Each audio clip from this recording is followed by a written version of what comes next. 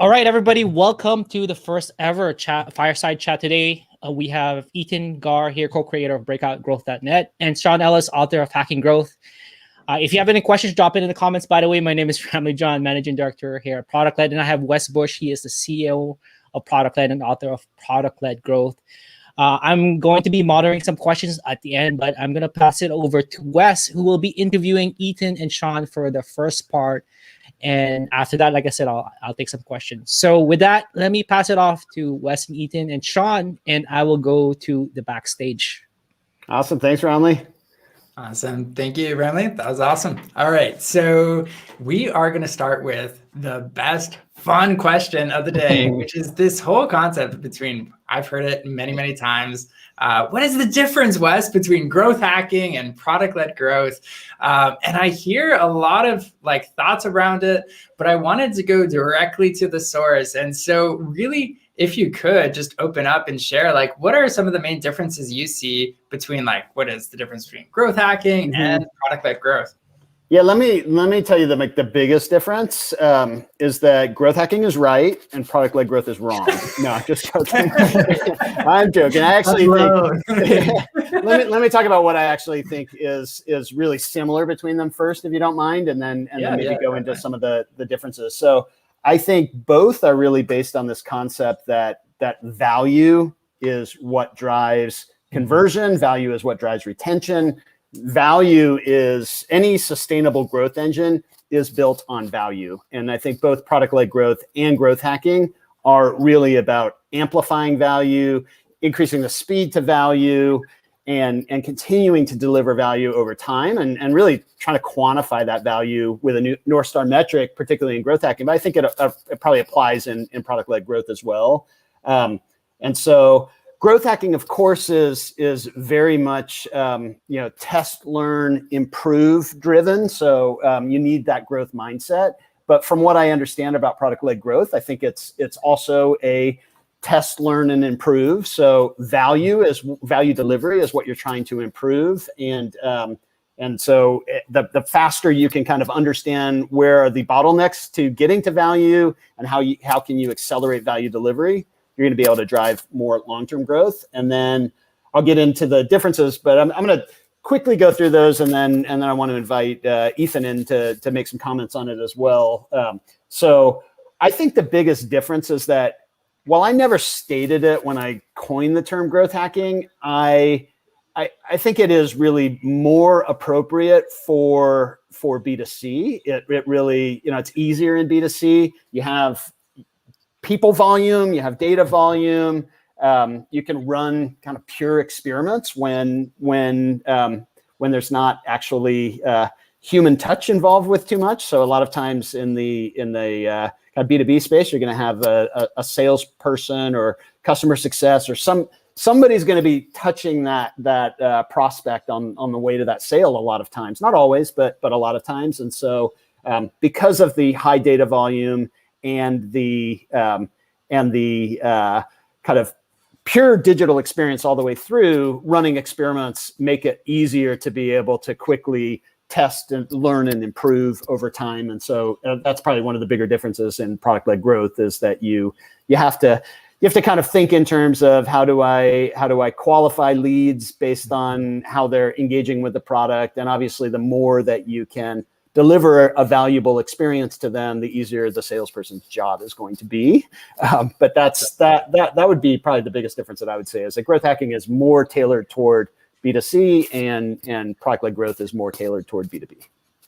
Ethan, would you add anything to that? Yeah, I guess I would just say that as I understand product-led growth, I look at it as a go-to-market strategy that's embracing product as this driver of acquisition and retention, whereas growth hacking is this data-driven, rapid test-learn approach to growth. I think they're very much connected, but you can say that those are two diverging things in terms of what they do. But when you look at them sort of together, they both really rely on the same thing. As Sean said, it's really about value. We've always looked at, when we look at our principles of sustainable growth that we talk about all the time on the Breakout Growth podcast and on breakoutgrowth.net, we really look at value as Sean said, as the driver of growth. And when you see that in the context of product-led growth, and you see it in the light of growth hacking, I think they are really very much one and the same. Can I ask a clarifying question to you on that, Ethan? Sure. So you in differentiating, you were essentially saying product-led growth is really taking it on the words product-led growth, that growth is driven by the product. Do you think that's not the case in growth hacking? No, not at all. I think it's a crucial element of growth hacking. I think growth hacking is all about trying to get your product to absolutely demonstrate and showcase value to the end user. But it also, I think, touches on other elements, across the whole plane of product marketing and growth. Cool. I just want to make sure that you were on the same page with me there, and if not, I was going to set you straight. No, I was going to try to find out why. No, that's awesome. So to recap, the similarities you both mentioned is it's both, whether it's product-led growth or growth hacking, the main focus is really just on helping users get to the value of the product faster so it can ultimately grow the business, if I understand correctly. And the main differences you're seeing is growth hacking is more so focused on the B2C space, whereas product-led growth is mostly B2B. Is that a fair assumption and correct? Yeah, I think it's growth hacking works easier in the B2C space. I never have thought of it as necessarily being constrained to only B2C. And I do think, whenever I'm doing presentations and workshops, a lot of times I'm using examples like Slack, obviously, that you start to see almost a consumerization of these enterprises where you have to really effectively serve the end user need. And when you do that, you're able to ultimately retain enough end users that you get a nice footprint where the bigger sale becomes possible, or maybe you're monetizing based on just engagement of end users like Slack does, and it's slight difference to up of, you want to see more of a history of messages or something. But the truth is that even like in my experience, the businesses that I worked on did actually cross into B2B. So Log Me In, where I ran marketing for 5 years, I think almost all of our users had some business context that they were using the product in. About 50% of our sales were touch sales through our sales team.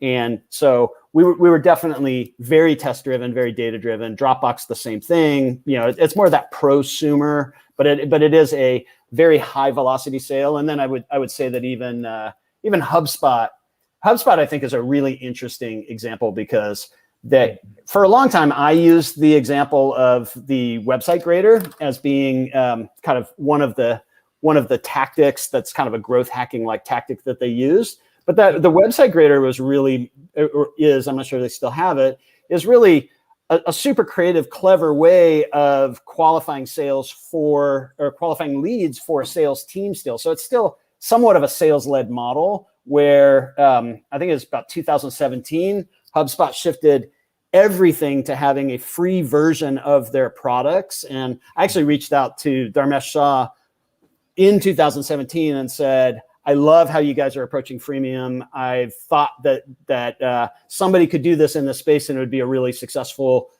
opportunity if they approached it the way that you guys are approaching it. And I've just bought HubSpot stock as a long-term hold. And since that time, I think it peaked last month at about 900% up from the time where I sent that email to him. So I do think that this kind of freemium-led approach moves a lot of these B2B opportunities into much more of a consumer-like approach to customer acquisition and conversion and retention. Totally. So with that, Sean, do you have any other stock tips for the audience here? Yeah, that's the only one. Awesome. So, do you want to keep going on that topic? I could probably talk on that topic the entire time, but you might have some other questions up your sleeve that you want to dig into. Oh, definitely. I think like the main thing to recap that part is just the bridge. Like there's a lot of overlap with any kind of tactic or strategy that you might approach, whether it's growth hacking or product-led growth. But I think what you're mentioning, like there's the consumerization of software. Like a lot of B2B companies now are looking and acting and operating a lot more like B2C companies as far as like how they're onboarding their users. Now, things can get more funky when you get into the product versus a lot of B2C apps that are like completely touchless, self-serve, whereas some B2B companies are more like hybrid. And so there's different approaches of how that works from an onboarding process. But I think there's also just like both of them are a process at the end of the day of like figuring out how you can optimize for value. So this has been really interesting to hear. Along that topic, just one more sort of example that Ethan and I just came across recently on a project that we're working on together is a company has a NDA, so I can't like kind of disclose any names on it, but a company that we're working with has an analytics solution in place that that clearly like someone was good on the sales side and convinced them that they should use this analytics solution, but the company did not go far enough in actually getting them to implement it and get value from it. And so they've been paying for this thing and really not using it and really not getting any value from it for, I don't know exactly what the period of time is, but it just shows like a sales-led approach. They convinced them, but they never delivered value. Somehow they still were able to get them converted, but they now know that they're at high risk of losing this company, and so now they're working really hard to help them get value. But it's in my opinion, it's kind of a little bit late. They should have had a value-driven approach from the very beginning. Definitely. And I think one of the common similarities we've both had is like one challenge, at least we've noticed with our audience and community, is that a lot of companies are like trying to make this transition from sales-led to product-led, as I'm sure you've kind of dealt with on your end as well, as far as like growth hacking, like how do you get a growth hacking process? How do you get buy-in from the different teams as part of this? And so I'm curious, like, what's your advice for teams and even companies to get bought into it, whether it's like growth hacking or it's making this transition from sales-led to product-led? How do you approach that? So Sean, you mind if I take that one to start?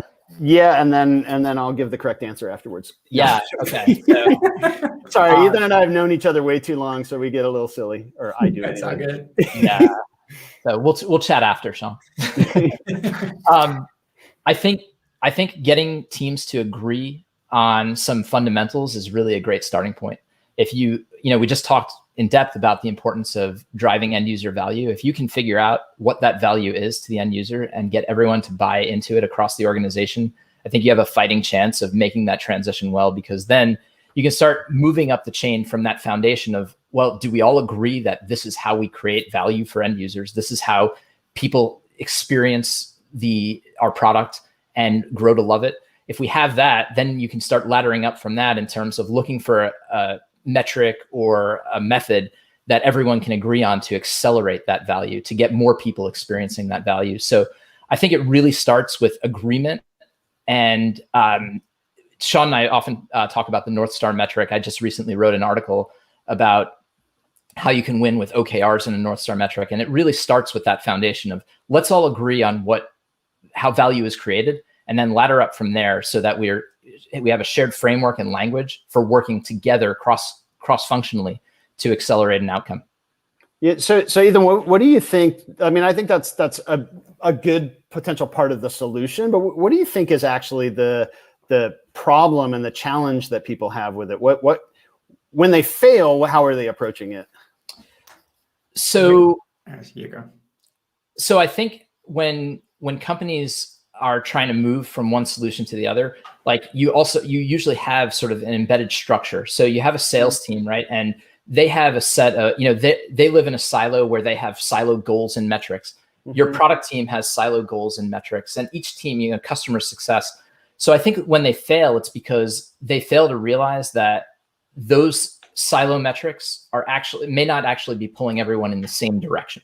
Mm-hmm. So really, like when we talk about a North Star metric, it's about getting everyone to pull towards one common goal that everybody can agree on. And if you base that on the mission, how customers experience value, it's a lot easier to get that agreement. Yeah, I actually think it's even not just the metrics that they look at, but the just habits that they have of how they've executed for a really long time, not just at that particular company, but in their entire career. This is how we've always done things. And I got this feedback from a lot of frustrated readers of Hacking Growth, was that they read it, there was like, oh, this completely makes sense. I'm going to go do this in my company. And then 4 months later, 5 months later, they're completely frustrated and that they just couldn't make it stick. And I think it's because they literally tried to 100% embrace it day one and didn't really kind of think about what they were up against. And so I do agree with you that like one way to go is to get everyone aligned up front. So it's starting with even like, how do we grow today? Like just having a common understanding of how that growth works today. And then, is it perfect or is there potential room for improvement? So trying to kind of nurture a bit of a growth mindset there. And then introducing really the test learn process. And I think if you can, and in addition to those things, like layering in what you said, where, okay, let's align on mission, let's align on a key metric that unifies all of the functions. And if we can get that kind of alignment and why a better approach is going to be really critical for our success, I think that's one good way to approach it. Mm-hmm. The other way, if you want to take a more incremental way, like that is definitely trying to go to 100% pretty fast. I think that's the fastest way to a lot of impact. But if you don't want to kind of take the more radical approach, I do think essentially, focusing on like the unaddressed areas, like speed to value, I think is something that for most organizations that are siloed, marketing is bringing them in the door, and then somebody should be thinking about how do I get them to value, but most people aren't thinking about that. Like sales in a PLG environment, it's like sales is thinking about how do I convince them of what value is going to be here, and then product is in a whole different frame of mind where they're getting they're customer responsive, they're getting feedback from customers about what else is needed in the product, they're extending the product roadmap, and they're kind of waiting for the day when they get the product so perfect they no longer need sales and marketing. And during that whole time, you've got this big void of people who are not actually getting to value very quickly. And so I think that's like a good starting spot, is like, let's figure out what's going on there. Let's qualitatively understand why people aren't converting and really getting to a point of value in the product. Even if you have a free trial, even if you have some of the elements, if you don't get them to value, then it's going to be really hard to drive that conversion. And so that's where I think stepping in and saying, what's a set of experiments that we can do there? How did those impact the broader business? Let's use those results to convince people to more holistically embrace this across the organization. Yeah, and just to accentuate that, we've really seen examples in the Breakout Growth podcast where those silos are a real challenge. I think there was an interview with Valuer where it was really like the sales process and the customer success process were so distinct that, and you and I both looked at it and were like, if those guys were talking to those guys, they could actually, really drive some accelerated improvements here. So yeah, I like just to put the concrete specifics on there. It was like they literally filled out the lead gen form and then hit a dead end. And it was like, somebody will be in touch, instead of like, continuing to nurture them with content or give them some kind of experience. It was just literally like, okay, you're done here. Our salespeople will be in touch with you shortly. Like it's that is a very sort of old school approach to things. Yeah, I'm glad you remembered the specifics there, because I think it was it just drives home how this new thinking on this, and really the product-led approach really can change that mindset and really work to connect those different disparate teams. Definitely. So to recap, how to get buy-in for PLG or growth hacking. I'm going to start with what you mentioned, Ethan, like get to those first truths. Like what are those fundamentals that we can all agree on regardless of what strategy we choose? And I'm just thinking back to a couple companies I've seen like personally make a huge transition, a really big company, and they made it work from the transition from sales at a product-led ends. A lot of them, they started identifying like, what are those first principles? Like, yes, people want value faster. It's just like the truth of like Amazon and Jeff Bezos' amazing strategy. It's like, yeah, people want their boxes on their doorstep faster.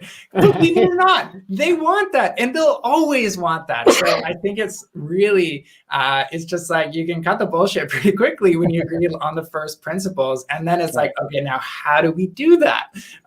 Product-led growth or growth hacking. Like this could be an option once you get their buy-in on that fundamental belief. And as you were talking to, I'm like, there's two things going on. There's like the pull of the past, which is like, hey, we have our metrics for this quarter to hit. And it's like, we need to generate all these like market qualified leads or whatever the metric is. And it's like, but we need product qualified leads or something different. So there's the pull of the past that's always going to potentially be dragging you back in that way.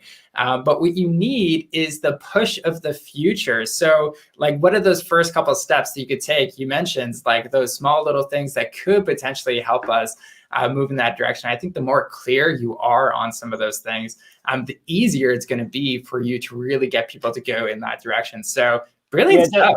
Just to build on that's like what Ethan and I do a lot is workshops with teams around that upfront alignment and then a game plan of how to go from there. So I sort of learned that the painful way where I actually did go in and sort of embed myself for 6 months in some organizations. And what I found is that there was about 3 weeks of honeymoon period where they're really excited that I'm there.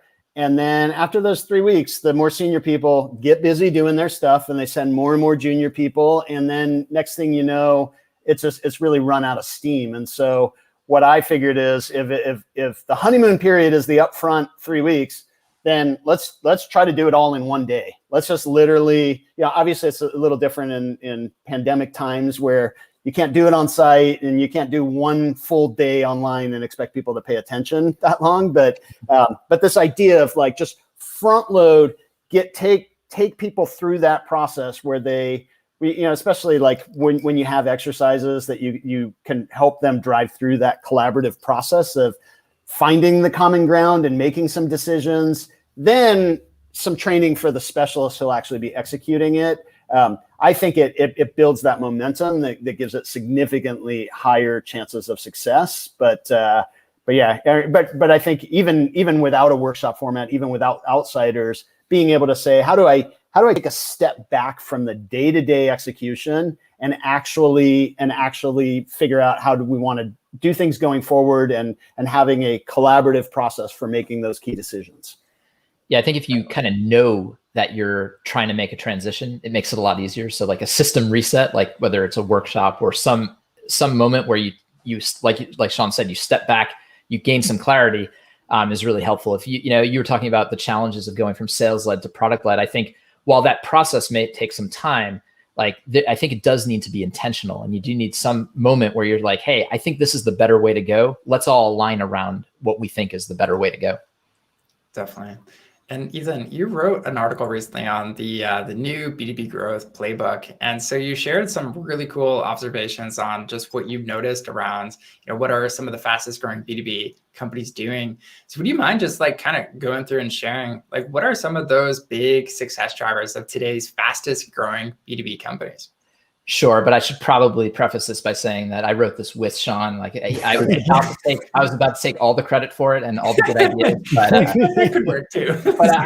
But we contributed like a couple of paragraphs of it.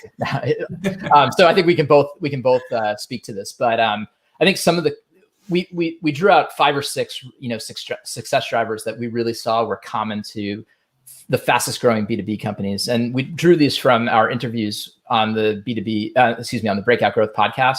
But a couple of them that I think are really relevant in the world of PLG were the companies that were really driving great success had clearly identified target audiences, and they were obsessed on value delivery for all stakeholders. And I know these are themes that we've discussed earlier, but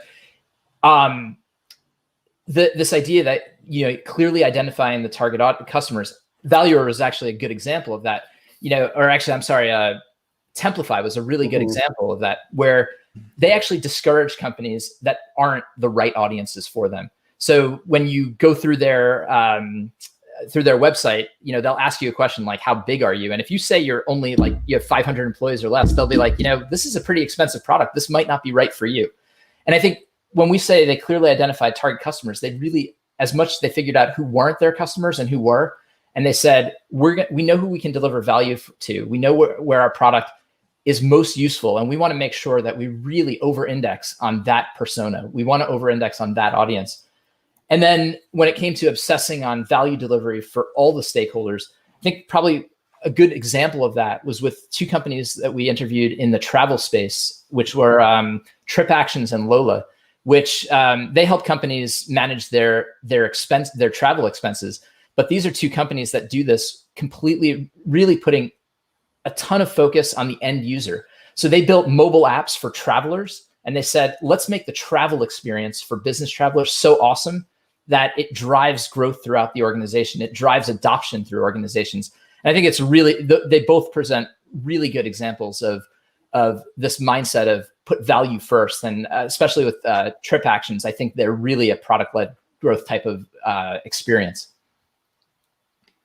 Absolutely. And I can totally attest to that, especially with some of the best product-led companies. We notice is like the best ones, they're maniacal about like serving before they sell.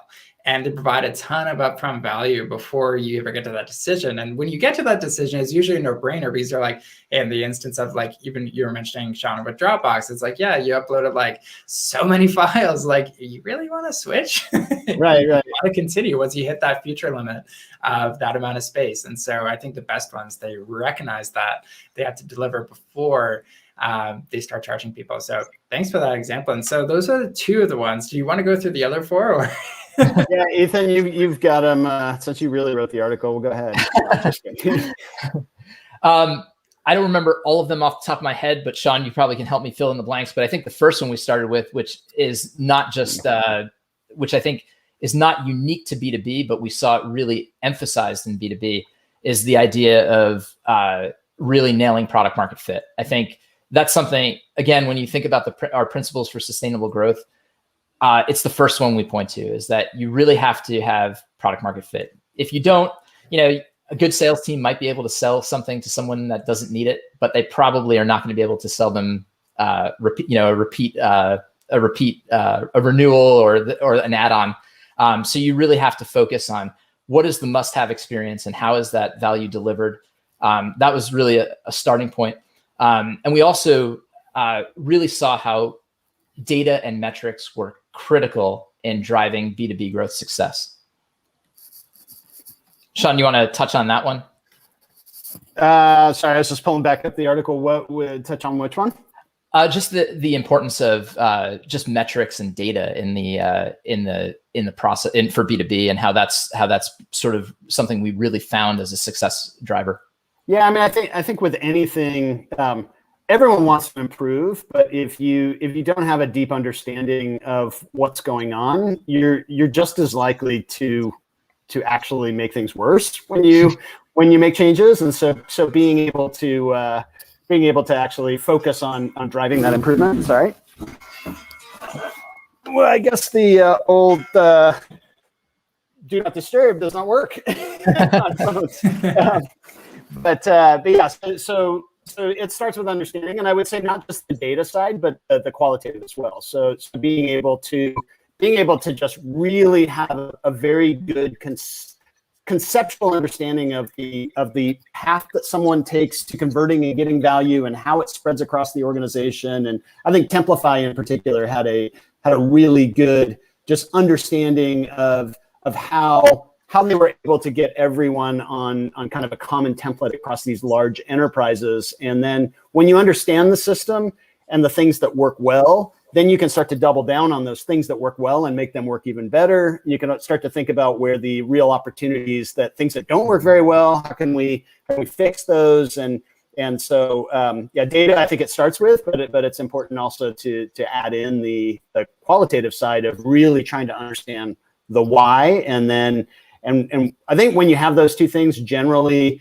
the ideas for ways to improve it are pretty start to flow pretty quickly. Yeah, and I think that actually led into one of the other key learnings that we had, which was that the growth mindset really drives the test learn process. So I think once you have the data and metrics and both the qualitative and quantitative view of things, and you start to look at where are the levers that we can push and pull, putting that into a test learn process is really important. And I think this is what, I think Sean, you were alluding to this earlier. While in B2B, it can be harder sometimes because you may not have the volume of data. What we did find across these companies is that they were finding ways to implement these test learn approaches regardless. I remember, I think it was Templify. They had this little ad hoc team they called the Crazy Five, and it was so much fun to hear about them. They were saying like they would go and find the problems in the organization and say, what experiment can we run to help solve this problem? And it wasn't always easy, and they couldn't always get the deep data learning that they wanted. But I think just going through the process of thinking of these things from that sort of scientific test learn process really helped them accelerate growth. Yeah, I think the last of the kind of 6 key takeaways that I'm not sure that you covered is the just work to drive that cross-functional alignment. And while it's important in B2C with growth hacking, I think you have a lot more sort of functional roles in a B2B environment where you have you've got support, but you have success. So that like there can be kind of 2 different roles there, and then you got salespeople tied in there. And so probably one of our biggest surprises across these companies was that they didn't tend to have a North Star metric, and a couple of them did, but without a North Star metric, without a common metric that people are trying to grow, it's really easy to focus just on your siloed metric, and then and that creates a lot of friction because like my conversion rate dropped because you're bringing in crappy leads, and it just kind of it starts to turn into a lot of finger pointing versus this is our footprint of value, and this is the role I play in growing that value. Ultimately helps to drive that alignment much better, and it's just so much more important when and anyone who's worked in that kind of environment, you see tribes develop to the point where there's almost like a different sales culture. The sales culture in a company versus the marketing culture versus the product culture can be more defined than even an overall company culture. And that makes it just really hard. Where at the end of the day, there's one customer that's passing through each of these disparate groups and passing through people with different goals and different cultures. They're just going to have a very fragmented experience, and it's going to limit your ability to drive growth when you're not all on the same page around how do we nurture someone through this and a company through this to help them really leverage our solution to its maximum value. Absolutely. And one of the things I'm hearing again and again from both of you, which is great, is like the importance of alignment. And there's the overlapping piece between PLG and growth hacking keeps coming up is like obsessing about the value delivery specifically. And so I think both of those fit nicely together, whether it's alignment, delivering on that value. But I think the one thing that ties it all together is how you measure that value and that success. And so as far as like your experience goes, what are some of the things you found that can be an effective way for you to really look at and measure the value exchange? Like, hey, are we helping our users become successful? Because I think it's so easy nowadays. There's tons and tons of metrics available to you to pick the vanity metrics, the one that's, it might sound good and it's going up and to the right like everyone wants. Is it the right thing that we really need to track? And I think when it comes to understanding that relationship between the user and experiencing value, it's so important. So how do you drive home that alignment through measuring what is the result that people need to have in that company? So Ethan, if you don't mind, I'll take a quick pass, and then I just want to start with one example. So I think Amplitude does a really good job of this. So Amplitude, the data analytics platform, their North Star metric is a weekly learning user metric. And so if you think about that and you think, an example of that, it was a different company where I said I've joined, Ethan and I have joined a team on a project recently that has an analytics platform in place that's completely not being used. So if they were analyzing their weekly learning users, then they would know that number is awful in that company. No one's even looking at the product, let alone learning from the product. And so they're probably managing in a more traditional way, which might be MRR.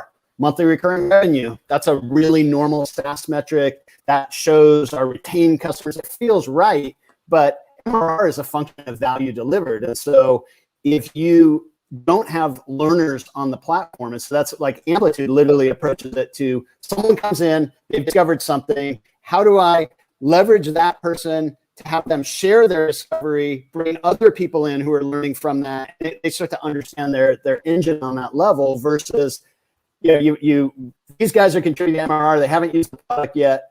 Hopefully they don't realize that getting zero value from it is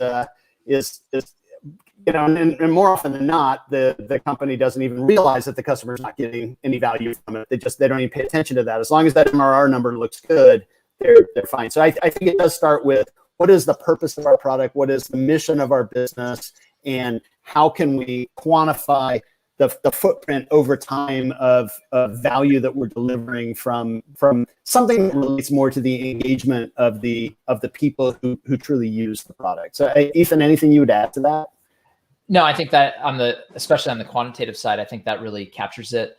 On the qualitative side, I've always found the Sean's famous question about product market fit to be really useful because it starts to put you in front of the customer and hearing what they're saying and how they're experiencing the product or service you're providing. So I've always thought that was another useful way to sort of gain both a qualitative and quantitative look at those things. So can you actually tell them what the question is? They may not know my famous question. Yeah, sorry. So Sean asked the question, if your product were to go away tomorrow, would you be very disappointed, somewhat disappointed, or not disappointed at all? And the people who say very disappointed, those are people who are having the must-have experience. So Sean, you want to add to that? So it's really about drilling into why would they be very disappointed without the product? What is the primary benefit that they get? And then thinking about what's the experience they need to have with the product to experience that benefit, and how do I quantify the frequency with which they are having that experience? And so the first time they experience it is kind of that aha moment. And that's really critical for converting and retaining them in the first place. But if they only experience it once, then you're not doing a very good job. So if you can get them coming back on a regular basis and experiencing that benefit, you will very likely retain them long term. And for any SaaS business, it feels like product-led growth is particularly focused on SaaS businesses. And for SaaS businesses or consumer businesses, whatever business you're looking at, long-term customer retention is by far the number one most important thing for your ability to grow sustainably over time. And long-term customer retention is directly a function of, am I delivering ongoing value to that customer? Absolutely. And I love that example with Amplitude too, like the weekly learning user. I remember we had Justin, the VP of product, on the ProductLed Summit, and his analogy of understands which game you're playing as a business. And for Amplitude, it's definitely they're playing the game of productivity. They want people to make better decisions, and making sure that the vision and the game that you're playing as a business aligns with that metric is so important, because it's like that forcing function, like you mentioned, that when we understand the value and how our business, our product, and everything contributes together, I can make just a powerful alignment across the board. And so I want to make sure we have time for QA. Ramli, let's have you on board. Come on. Share some of these great questions. I found the comment section. There's tons. Yeah, I was just it's a ton of questions here. So if you do have questions, you can drop it. We have about 10 minutes. About 11 minutes left. So like I said, if you want, you do have some questions, feel free to drop it. The first one that I want to bring up is from Laura. And the cool thing here is you can actually show the question here with the stool is, what is the recommendation in terms of monthly budget for a successful, it says growth hacking initiative, but it could be like product-led or growth process initiative. And when I say resources, it could be people, it could be money. What are your thoughts, Sean, Ethan, and Wes? Yeah, I'll take a quick pass at it. A lot of times it doesn't require any budget at all. A lot of times you have some level of organic growth that's happening. And so, obviously, you said people as well. So I guess that requires some budget. So if you have no people, good luck running a business. But assuming you have like at least a couple of people, then it starts with understanding where that growth engine is breaking down and being able to come up with ideas of how can I fix that. So almost always the first place that I focus on any business is on the conversion funnel, and improvements in the conversion funnel are amplifiers for every dollar that you are spending. And, for your organic sources of new customers, it's going to amplify those. And then ultimately, so then the budget question, my goal is always to, and it sounds kind of counterintuitive, but my goal is always to figure out what's the biggest budget I can possibly have within an acceptable payback window. So if I set that payback window to 3 months, so I need to get all of that money back within 3 months, and I figure out how to spend $10 million in those 3 months, it's very easy to get additional funding if you can bring those, proof that you can do that. And so, ultimately at the end of the day, I wouldn't think that the barrier to getting started is a budget. A lot of times it can actually end up helping you get a lot more from your budget. And then on the other side, if you can ultimately show a return on investment. And of course, there's a lot of companies that drive growth entirely. So like Dropbox, for example, we essentially spent nothing on paid customer acquisition. We clearly had a free product that costs a lot of money to give away for free because we had space, free space that came with it, but a kind of user engine helped to drive that business to $1 billion revenue run rate faster than any SaaS business before it. And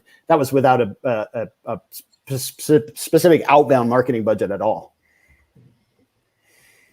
Any other thoughts from Ethan or Wes, or that covers it? There's that question. Sorry, I said quick answer and then I rambled on and on. Ethan, you were saying something? No, I think that about covers it. Okay. All right. So the next question, and this is particular to PLG, but I think it could apply to growth too, is that there's this concept that you have to have freemium or free trial to actually run a good growth process. And if you're enterprise, it might be impossible or hard. What are your thoughts around that? Is it possible, first of all, if you don't have a free trial, freemium to run a growth process? And second is how do you go about doing that?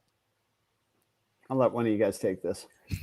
Sure. All right. So as far as like starting with that product-led growth strategy, no, you don't have to have a free trial, freemium product to make it work. Ideally, like you have something free that people can easily get their feet wet and figure out how to use. But what we see a lot of companies do, even if you are completely sales-led, let's say you have a demo request and you just look at like the customer onboarding process, just start there. Like how can you, if let's say you have a CSM that go through like 3 or 4 calls for every customer, maybe you could start looking at that and say, in that call, that first one, maybe we could just like guide people through the product and they could figure that stuff out on their own. It would be a lot less hand-holding from our end. So you could always start there and see, okay, how could we automate this? How could we, take those 3 calls or 3 hours of customer onboarding and turn it into something that's a lot less? And from the quick win perspective, that's actually relatively easy for you to do.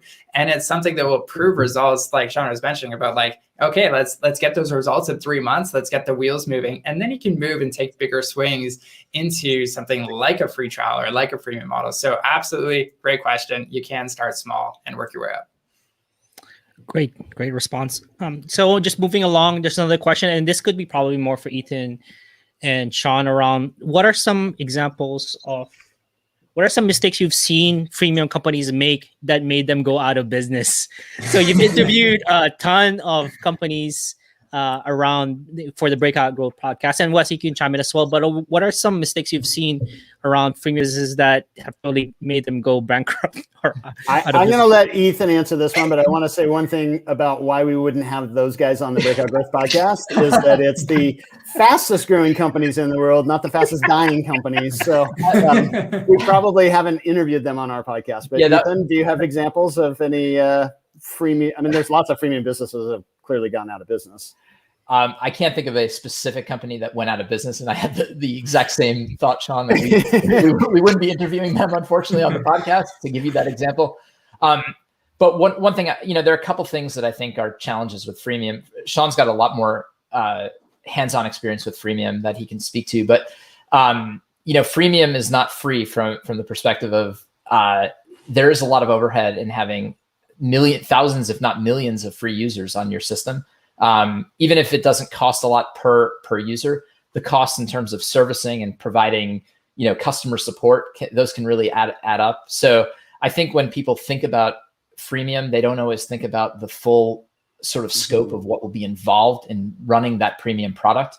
And it's certainly easy to, I think probably the number one killer for freemium companies is if you give so much away for free that there's just no reason for people to upgrade to paid, and then you just have no revenue loop to drive success. Mm-hmm. Yeah, I think it's such an art to be successful with freemium that you're really building an economic model that has to work. And so, as Ethan said, if you make the free version so valuable that there's no differentiation in the premium version, then you're pure costs with no revenue. That doesn't work. But I see the other way as well. I'm going to make the premium version really, really good, and I'm going to make the free version awful. And why have a free version if you're going to do that? Because your free version essentially is saying, look how bad we are at product. Now try our premium product. So it's essentially when for freemium to really work well, you need a really good free product that is so good that people talk about it. People want to share it with other people. And so that you get this referral loop that's really strong. And so every freemium business I've worked on, by far the majority of users come in through just pure word of mouth. Even Dropbox, it has these like natural viral loops in the product. It's just people who love the product talking about it. And then you have to have a premium product that is incrementally good enough that people want to upgrade to it. Not necessarily everyone, but enough people that you essentially are, you think about it in cohorts of like 100 people. So for every 100 people I acquire, my acquisition cost and my cost of servicing those people, some of them, including the cost of servicing the ones who upgrade to premium, how much revenue am I generating from the 2% or the 4% or the 10% that upgrade to the premium version? And is that amount higher than my collective cost of acquiring that cohort of 100 people? And if it is, and you aggressively try to scale that, you're going to go out of business fast. And so what you need to be able to do is figure out. So for example, at LogMeIn, when we decided we wanted to do the freemium business, our economics didn't work for it. So initially we had architected the solution so that every single remote connection went through our data center in an ongoing way when you were doing a remote control session. And that costed us $8 per user per year. And so we had over 100 million users by the time I left LogMeIn. So that would be $800 million in costs just for those free users. That would not have been viable. So once we made the decision to have a freemium business, then we gave the engineers the huge challenge of figuring out how do you get a cost structure that supports that. And then they pioneered a model of using our data center to broker the connection and then rolling it over to a peer-to-peer connection seamlessly. So it was still really easy for the user, but that took our cost down to 8 cents per user per year instead of $8. And we were able to scale the business with that model. So it's definitely really hard to pull off freemium, but I think it's a really powerful model when it works. Just one thing I thought I would mention is we actually just a couple of days ago did an interview for the Breakout Growth podcast with the former head of product, head of product for Canva, and there was a really good discussion that Sean had with Georgia on freemium, and I think for anyone who's watching, that should come out I guess next week, and I think there'll be some good insights from that as well.